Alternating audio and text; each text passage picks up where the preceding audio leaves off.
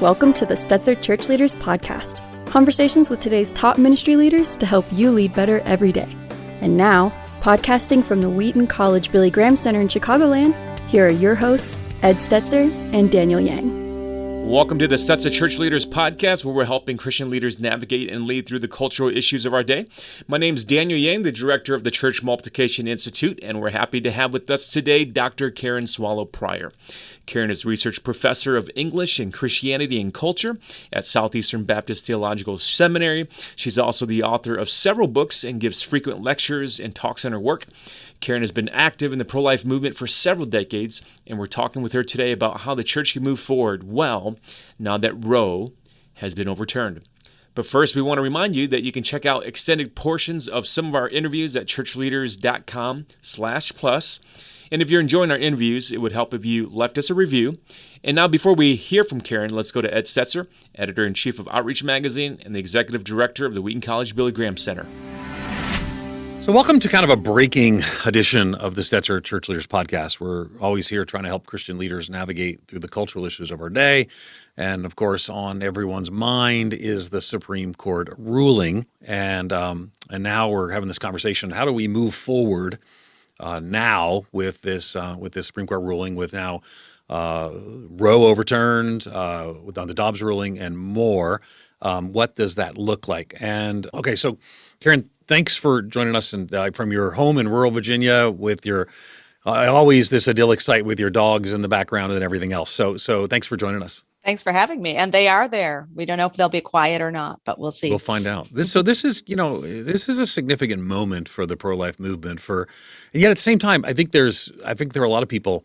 It's not what a lot of people think it is or think it means.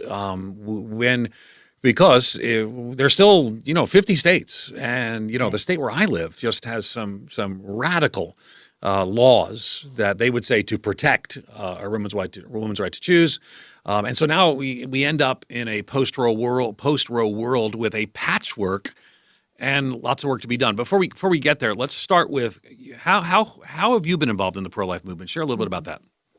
Yeah, well, I became involved back in the late 80s, which is, yes, a long time ago. And it's interesting as I think about how the world and even abortion itself has changed. I mean, when you and I became involved, abortion, Roe had been the law of the land for quite a while.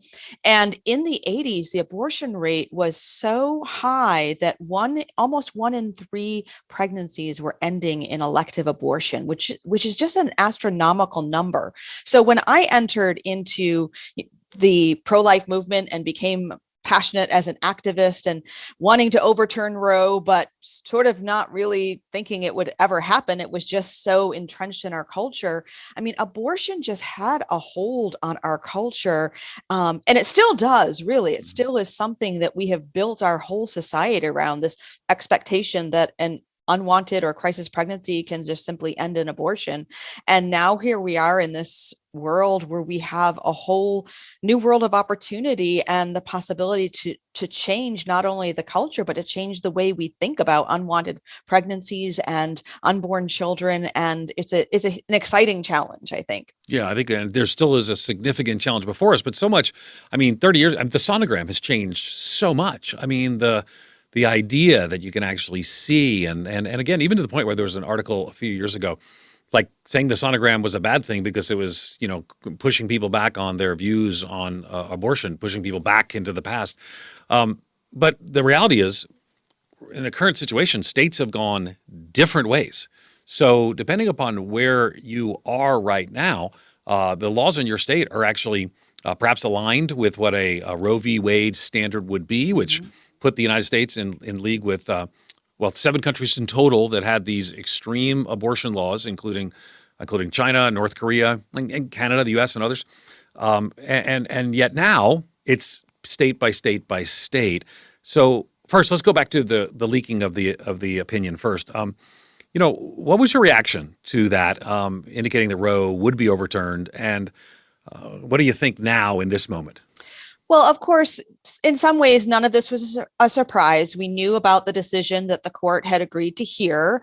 And we knew, of course, that former President Trump had appointed a number of conservative justices, in part to fulfill his promise to appoint pro-life justices to the court. And so we kind of knew this was coming. But at the same time, when I first heard news of the leak, I don't know. I still couldn't believe it.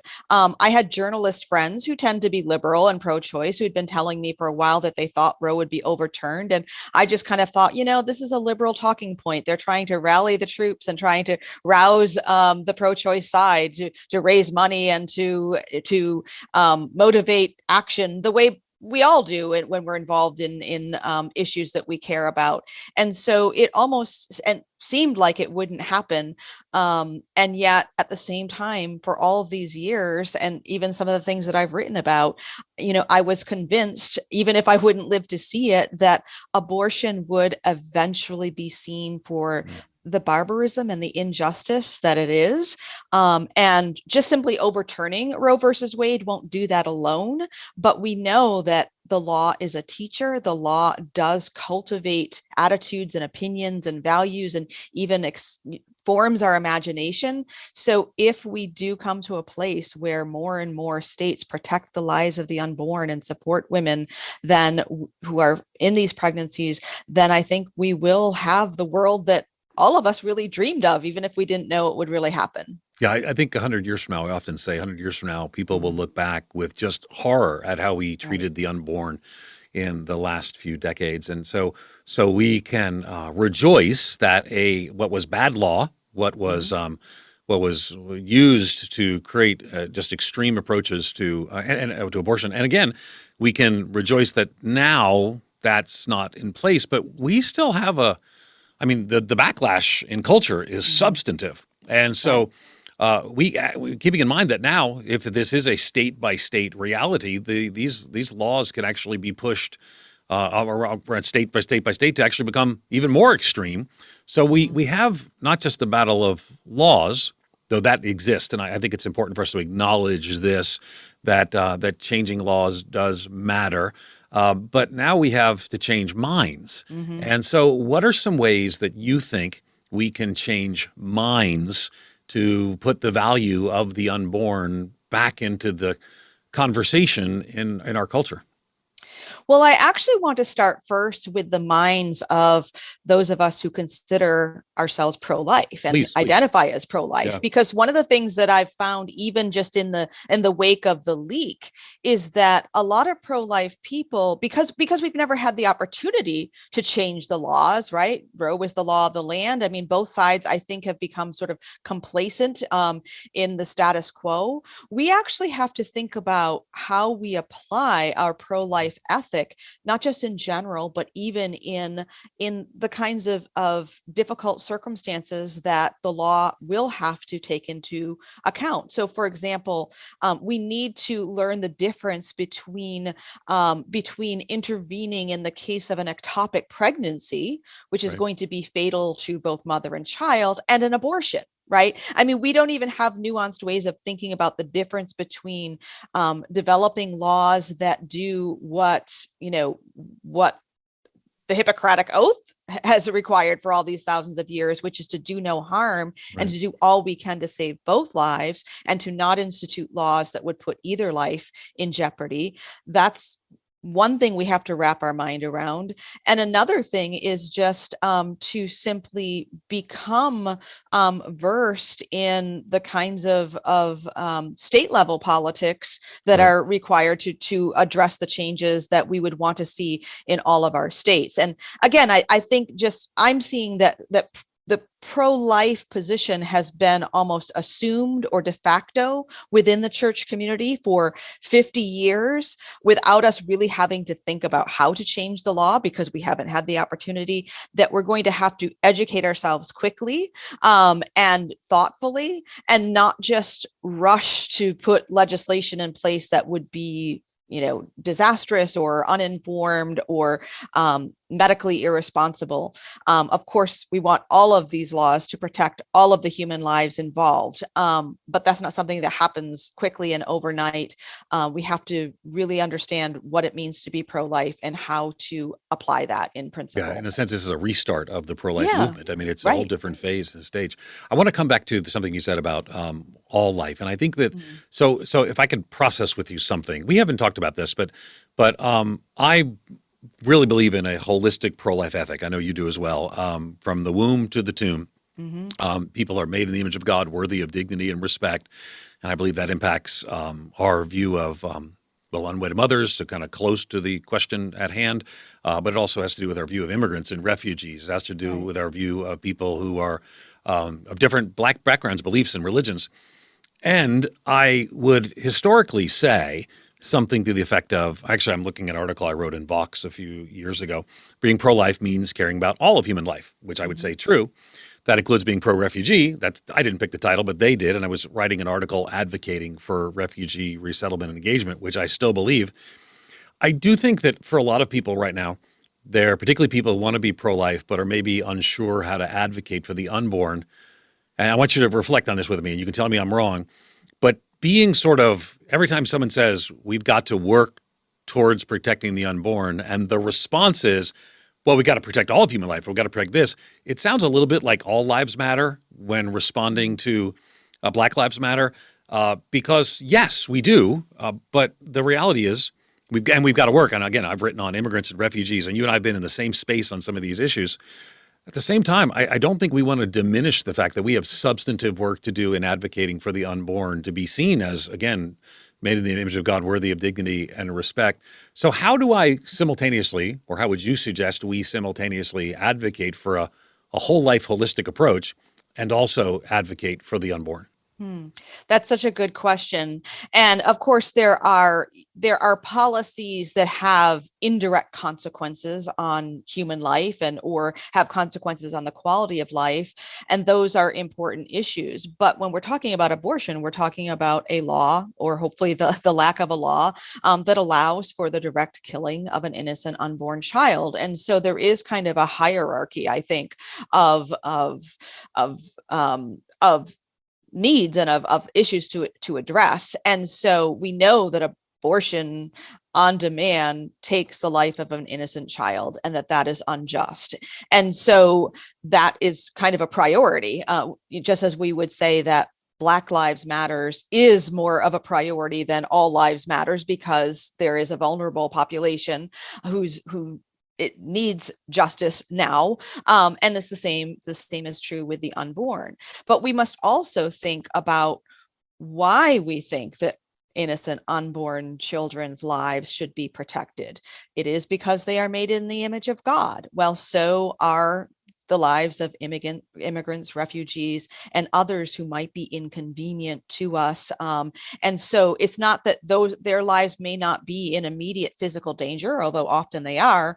But if we are going to oppose the taking of innocent unborn life, because that life is made in the image of God, then we do need to be prepared to think about other policies in ways that protect those other image bearers. Yeah, and I think it's key too that where the image bearer question is, well, under question, when we heard people talk about, immigrants and refugees in dismissive and dehumanizing ways, that would be the place and the space. So I think we can acknowledge, I mean, that people don't question whether the lives of all different kinds of people matter. It's when certain kinds of people are vulnerable, and certainly that is the case to be made for the unborn. So, we actually, for example, Sanctity of Life Sunday is on so many churches' calendar, and it's around Roe, and so this changes how we move forward and how churches can engage. So, what is your hope for what churches, because again, our audience here is pastors and church leaders. What is your hope? What will churches do now regarding the unborn? And again, help us too, because I think it's going to be different probably in Virginia than it is in Illinois, in California than it is in Oklahoma. So talk to me a little bit about that. Yeah, I mean, we still need to have these Sanctity of Human Life Sundays. We still will need to have crisis pregnancy centers. We still will need to support women making these decisions. I think that there's just so much more power and possibility in these opportunities, because we have the chance not only to save the lives immediately in front of us, but we also have the opportunity to change people's minds and to enlarge their imagination. And as we do that, then the laws will follow. So before, we were meeting these needs, sort of knowing, or maybe, at least accepting the fact that that choice would always be there, or, it was certainly at the time and would be for a time. But now we have the chance to really, the rubber is meeting the road. Yeah. So if we can show that we as a church, we as a community actually can help women excuse me, it's allergy season here. No worries. In Virginia. If we can show that we can make a difference in the lives of women and children, then that can actually be more effective in changing the laws, so that the law too will protect them and serve them. Yeah. So the legal change, and I'll just be blunt, Roe v. Wade's change does nothing in Illinois. Does nothing in California, does nothing in New York State, some of our most populous states. And so we still have work to do to change hearts and minds. I've heard people talk about making abortion unthinkable. But that has to be a holistic approach in the life and church and ministry. So I'm actually of the view that we may need to be more engaged and more involved in crisis pregnancy centers. We need to be more engaged and more involved in advocacy for life at the state level, knowing that this is going to be an uphill battle. And, well, again, it's different in different states. But regardless of what state you're in, I think this moment is a key moment for churches to step up and partnering with these kinds of pregnancy centers. We're actually going to have in an upcoming podcast specifically to address how and why we should do that. So pastors and church leaders, how do they teach, preach? Because, again, that's my audience here is church leaders. How do they teach and preach on this issue? It seems that it's still interesting because people say, well, you go political when you talk about these things. Well, I guess that's what people say when I spoke up for refugees, and that's what people say when you speak up for whoever. There are certainly political ramifications. So how is I know you're not a pastor. You're like seven things, but you don't describe yourself in that context as a pastor. But talk to pastors for just a moment. And how do those pastors communicate, and church leaders in general, staff, Bible study leaders, about these issues now going forward?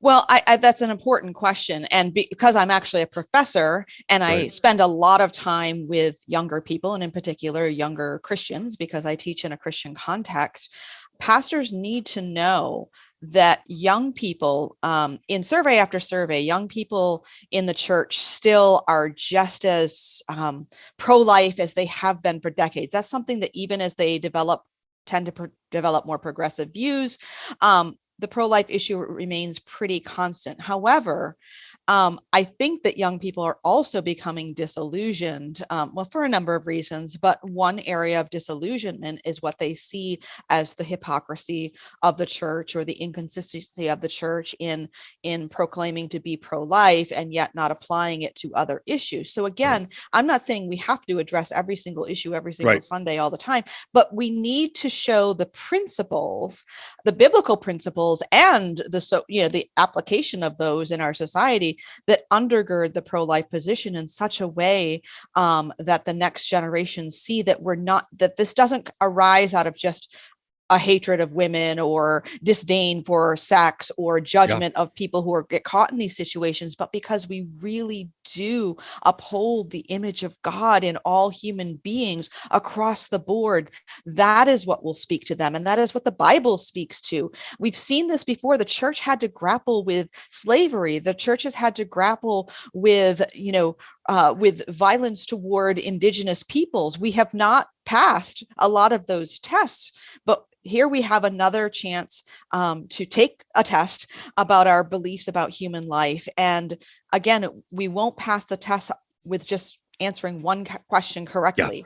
We have to answer most of them correctly. I love that. And it's just so no one hears and thinks there's distance between us on this issue. My concern is that the pro-life terminology, which meant something very clearly 15, 20 years ago, could be applied to everything. But I want to say that I think we should be holistically caring about women and men in every form, in every stage, in every place of regarding life. So I think we're definitely on those. And I think it's jarring to people when the only time they hear us speaking up for the vulnerable and the marginalized is when they're unborn. Now let me say this. We both know that is also can be a bit of an untrue talking point. We could talk about our Catholic friends. That's the largest social service agency outside of government in the country, and deeply convictionally pro-life. Right. And you go see the evangelical churches who are serving the poor and the hurting and single moms and homes for persons with disabilities or whatever, 1,000 things. But I would say, I'm going to sound like I'm defending it, but at the same time, I'd say there is some reality that we can't let this be the only issue we're known for. But I still think for some, this needs to be an issue we need to be known for. This is something that I want to stand up and stand out and say the unborn, it really does matter. So come back to the teaching and preaching question though. So how do I do that? How do I communicate? I mean, right now we think in terms of one Sunday tied to Roe v. Wade. Now that's not the same emphasis. What does it look like? Again, you teach at Southeastern Seminary. You're coming to teach for us. We're excited to have you once, and our Demon program. But so you're talking to people preparing for pastoral ministry. So someone in the class raises their hand and says, how do I do this in a way that I help persuade my congregation to value life? Well, again, with Roe versus Wade being out of the way, then we actually don't have to worry about the politics as much, at least not in that respect. So again, I think in my experience, most Sanctity of Human Life Sundays are focused on our local pregnancy help centers. Right, so same with us. Yeah, those are still they will still be needed. They will be needed even more. And also, I think in just simply giving voice to the women and men who have been in these situations. And who, regardless of the decision that they've made, there are women who have had abortions and regret them. There are men who've been complicit in abortions and who have regretted that. There are women who didn't choose abortion, but had to fight against many obstacles in their circumstances that maybe we could have offered more support to. So I think just simply enlarging our understanding of what is involved in these decisions and supporting the people who are making them. And through that, of course, we will still have to address our state laws and our state legislators. And so we may not be concerned with Roe anymore, but we will be concerned, as you said before, with our own states and our own communities. And this is the issue of our time. It's not the only issue, but the church has existed for 2,000 years, and every culture is different. Every culture has different forms of injustice that it is steeped in.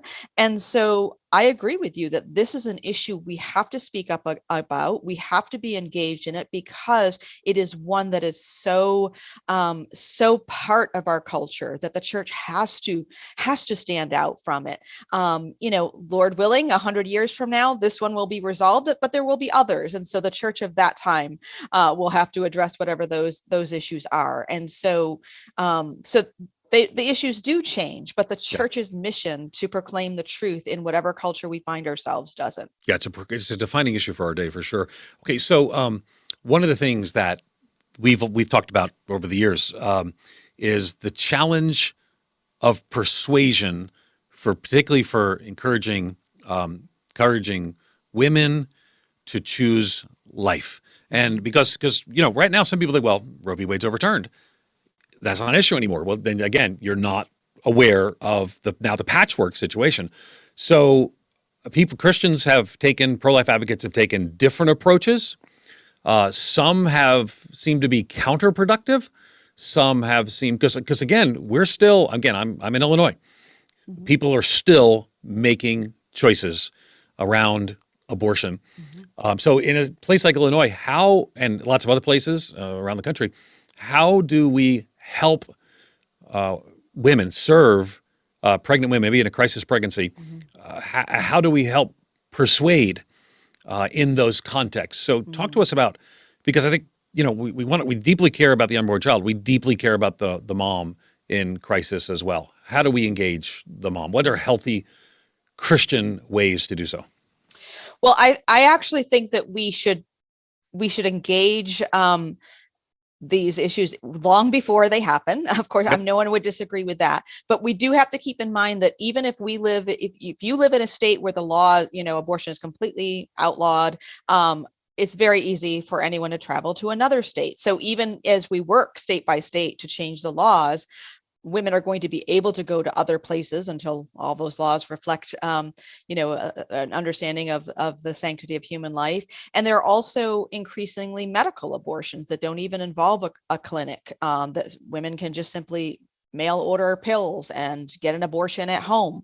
So the picture has really changed since Roe versus Wade, and we have to take that into account. And I think it begins with teaching young men and young women when they are, still teenagers, that human life is not only sacred, but that they are part of a community that would welcome new life, no matter what the difficulty of the circumstances are, so that even before a crisis occurs, these young people know they are part of a supportive community that will help them and that values life even more than all of the costs of the inconveniences that come.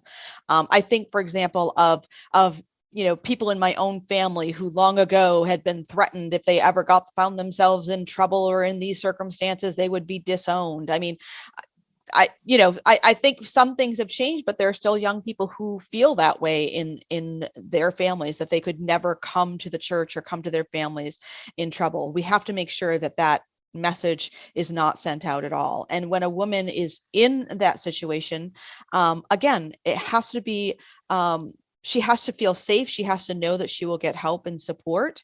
And we can do that in our churches, but not all of the women. We certainly do have women in churches who are getting abortions, but not all of them are. And so we also have to support those kinds of efforts in our community outside the church, because we love all of the children, whether their mothers are in the church or not. Yeah, and we talked about mothers. Let's talk about fathers. Let's talk about young men or men. It's been interesting because I see in some of this debate, I saw a tweet that some person who was saying, well, let's talk about these young, they should be responsible. They should be held accountable. And I think they were trying to make the argument that that's not what the pro-life community thinks. And I'm like, let's do it. I mean, we're 100% that there's a responsibility here. It's not this young woman's or woman's responsibility. There's partners here. So talk to us. How do we speak into the situation with men who, in some places, I mean, we've seen different responses. Sometimes pressure a woman into an abortion. Sometimes step away and aren't responsible. What are things we need to advocate around that, both in the church and in society, maybe even through laws on the outside? Talk to us about that. Yeah, I mean, there are so many ways that we just don't even think about. So, for example, when a woman finds out that she is pregnant, whether that is, at home or in her doctor's office or at a clinic, they should immediately be trying to bring into the situation the man to find, if it's an abusive situation, they should be asking about that and trying to protect the woman. If it's a loving situation, then that man should be called to account. There's so many, if we just basically begin with the premise that the unborn child is a child, just as a born one is, when we have child support and alimony and all those things in a situation where the parents are not together, we can do the same things in an abortion situation. It just simply requires us acknowledging the reality that this is a child. And so men should be held to account. They should be responsible. They should be brought into the picture in whatever way is warranted by the situation, whether he is, not a criminal, not an abuser. there are other kinds of accountability that should be required then. But if it's just a normal situation and the couple is struggling, then the man needs to be brought into the picture as well. It should not all be borne by the woman. And let's talk some about why America. We talked about in the 80s when you and I were at the same event.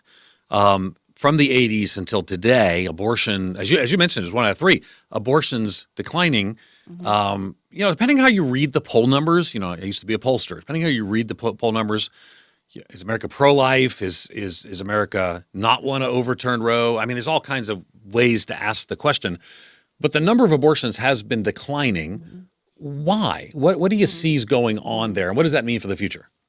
Well, there are lots of different interpretations of that. And so, and I think probably all of the factors are true. Abortions are declining in part because unintended pregnancies are declining in part. Unintended pregnancies are declining in part. Some would say because of birth control and sex education. That may be part of it. Some would say because of policies that were enacted under Democratic presidents. Some would say policies enacted under Republican presidents. There are different statistics that you can find for those. But there's also, I think we are at the waning end of the sexual revolution. Unintended pregnancies are in the decline because young people are not having as much sex as they were in the 70s and 80s and even the 90s. Now, part of that is because of technology. I mean, they're spending more time on social media and at home, having relationships through digital media and not driving and getting their licenses as early. So there are lots of sociological factors for that, and I don't think every single one of them is necessarily a good development. But the reality is, I think. And this is something that is more based on my interactions with young people. They have seen so much divorce. They have seen so much disruption of families, and so much of the fallout from the sexual revolution and from no-fault divorce, that I think that they are more hesitant. They are approaching relationships with much more intentionality and maybe much more fear than previous generations. And so that's having an impact on the abortion rates. So this is an example, really, it's a roundabout way of talking about it, but this is an example of how we can't really treat abortion as an issue in isolation, because it has to do with what we believe about sexual ethics and what we believe about marriage and what we believe about family. And it's all of those things together. And so as a church, who is better, the church is the best equipped to address all of these issues. Or should be. I think so. And work still to do. So Sunday's coming, and pastors and churches are going to have to determine how to articulate. I hope that a lot of pastors and churches will speak into this moment. I plan to. And so I guess the question for you is what words do we use to describe our reaction to this moment? Are there words like thankful? Are there words like stepping into the next phase? Are there words? What words would you use to describe this moment that might help pastors and church leaders think about how to communicate their words? I mean, the first thing that comes to my mind is rolling up our sleeves, because yes, there's something to be thankful for, hugely thankful for, but it really is just the beginning of a new opportunity for the church to address this issue in a meaningful way. And again, we will now have to, we can't just throw up our hands and because Roe is the law of the land. Now we have the opportunity to not only change the laws, but to really influence the people who are going to eventually change the laws. And those are the people who are facing these decisions right now. It's a time for us to advocate. It's time for us to care. Mm-hmm. And I think it's a time for us to roll up our sleeves. Karen Swallow-Prior, thank you for joining us here on the Stetzer Church Leaders podcast. We've linked to some resources at the show notes for this page, and you can find all that at ChurchLeaders.com/podcast and lots of other podcasts there as well. But we hope this podcast has been particularly helpful for you in this timely moment. Let me exhort you that it's going to be a loud few days. In fact, let me ask you one more question, because I think people are, for a lot of people who don't share maybe our pro-life views, they're afraid. They're afraid of some dystopian future. We've seen, Handmaid's Tale and all these sorts of things. And our comments on this have been yours in the New York Times, mine in USA Today. And we see the backlash. I mean, you trended on Twitter, and not nationally, certainly nationally, maybe beyond, when you spoke up on pro-life issues in the New York Times. How do we talk to people who are afraid of what this means? How do we speak into their fear and maybe concern, and at the same time, advocate for the unborn? Is there a way to do that? That is such a good question. And, I think that there, even as there are different sort of postures and attitudes within the pro-life movement, the same is true of the pro-choice advocates. There are some who just want to shout their abortions and want to celebrate their abortions and are unapologetic, but that's not the majority. I mean, most people still, in their hearts and in their minds, they believe that abortion is an unfortunate kind of circumstance. And I think that if we can find common ground on that, if they can understand that we actually do care, that we aren't here to impose our views on women and oppress women, and take away the rights of bodily autonomy in other regards, because unfortunately there is a history where that has been done to many people, and not over the issue of abortion, but over just basic human freedom. I think we just have to we have to embody what we say we believe, which is not about oppressing people. It's not about stripping people from freedom. It's about a love of human life and a love of human flourishing, and a desire to see all human beings, live as long as they can, because they do bear the image of God. And if we really believe that, then that will come out in our posture and our words and our attitudes, even in the face of this anger and fear and hostility. Karen Swallow-Prior, thanks for your over 3 decades of advocacy in this space. Let's roll up our sleeves. You've been listening to Dr. Karen Swallow-Prior. You can learn more about her at KarenSwallowPrior.com. You can find more interviews with the Sets of Church Leaders podcast, as well as other great content for ministry leaders at ChurchLeaders.com/podcast. And don't forget, you can check out extended portions of some of our interviews at ChurchLeaders.com/plus. If you found our conversation today helpful, we'd love for you to take a few moments to leave us a review. That'll help other ministry leaders find us and benefit from our content. Thanks for listening. We'll see you in the next episode.